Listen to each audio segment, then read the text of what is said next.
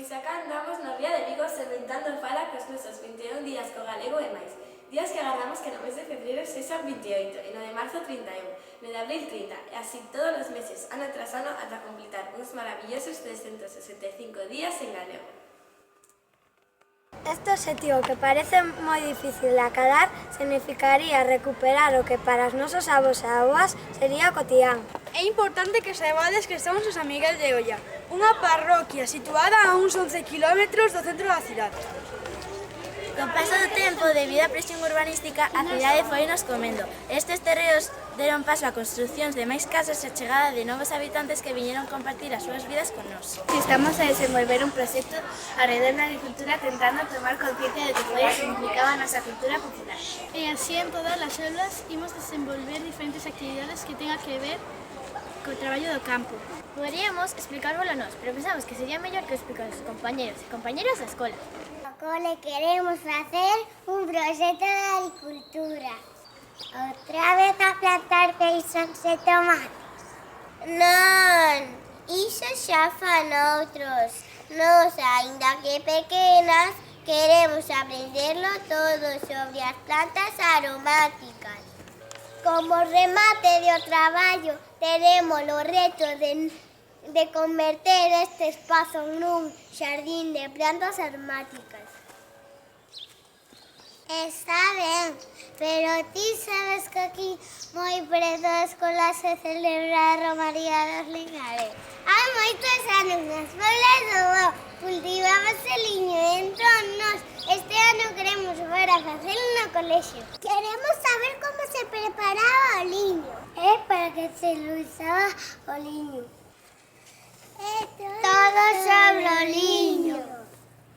Na aula de quinto queremos levar as esencias das plantas aos nosos corpos.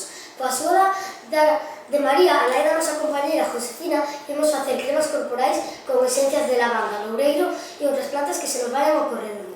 E se hai algo importante nos 21 días é que temos que empregar o galego como lingua de comunicación.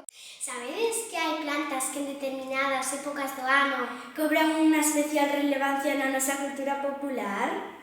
Pois sí, sin dúbida ninguna, o mellor exemplo son as ervas de San Xoán e o fiuncho e as cestas para elaborar os maios. a nébeda para cocer as castañas, o viño para armar as viña nos meses de xaneiro a febreiro. E máis que de seguro, as nosas familias axudarán a topar. Cultivar e coidar está moi ben. Claro que sí, ainda que a min o que máis me gusta é colleitar. Pois a min aínda me gusta máis disfrutar do recollido cun bo xantar. Por iso nós imos traballar no deseño dos menús que contemplen produtos de tempada e proximidade. Iremos investigando os produtos que están no seu mellor momento e as receitas típicas da estación para, en colaboración con o noso supercociñeiro Fran, realizar o deseño dun menú do noso comedor escolar. Moita planta, para as plantas, as árbores. Das árbores ímonos ocupar nós, tanto das froiteiras como das árbores de bosque. Imos estudar moitos xeitos de reproducción de árbores para facer un viveiro.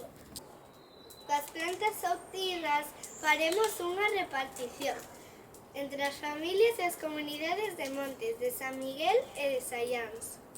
O noso equipo de primeiro van rimar cantos sin parar para que coas túas palmas e a túa voz podes xogar.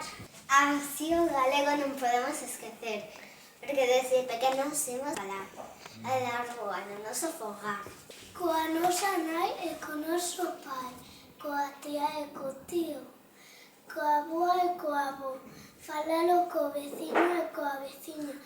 Un meniño rebuldeiro que fale na lingua nai, que tuvo os persegueiros a froita ven de roubar.